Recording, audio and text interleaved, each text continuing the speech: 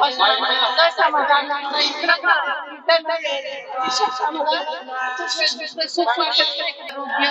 आणि सगळ्या सुविधा मिळतात तिथे. सगळेजणी मिळून आचार न घेता आम्ही हाताने आमच्या हाताने स्वयंपाक करतो आणि सगळं चविष्ट बनवतो.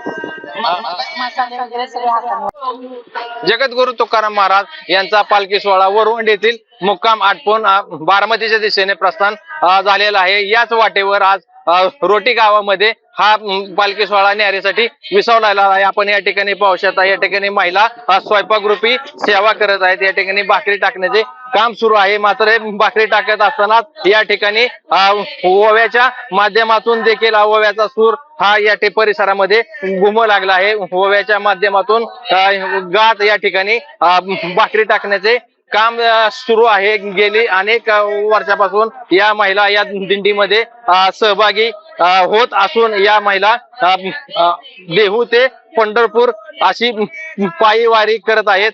यातील काही महिलांशी आपण बातचीत करणार आहोत. काय सांगाल, किती वर्ष झालं तुम्ही वारी करताय? आमची दिंडी वारी 30 वर्ष झालंय आम्ही वारी करतोय आणि या वारीपासून समाधान दुसरं सुख वाटत नाही कुठलं.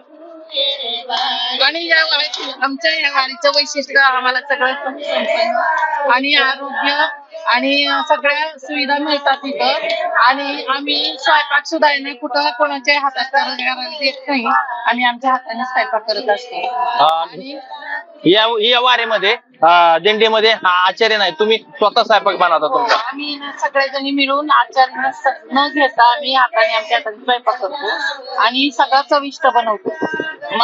मसाले वगैरे सगळे हाताने वाटून बनवतो. जेवणामध्ये काय काय मेनू असतात सर्वसाधारणपणे?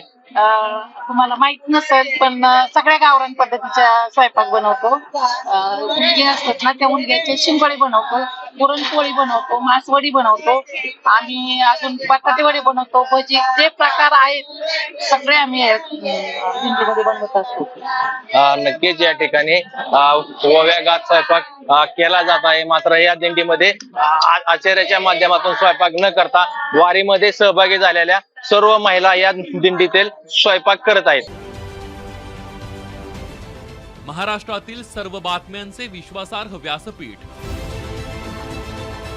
सकाळच्या सर्व सोशल मीडिया प्लॅटफॉर्मला लाईक, फॉलो आणि सबस्क्राईब करा. तसंच सर्व नोटिफिकेशनसाठी बेल आयकॉन प्रेस करायला विसरू नका.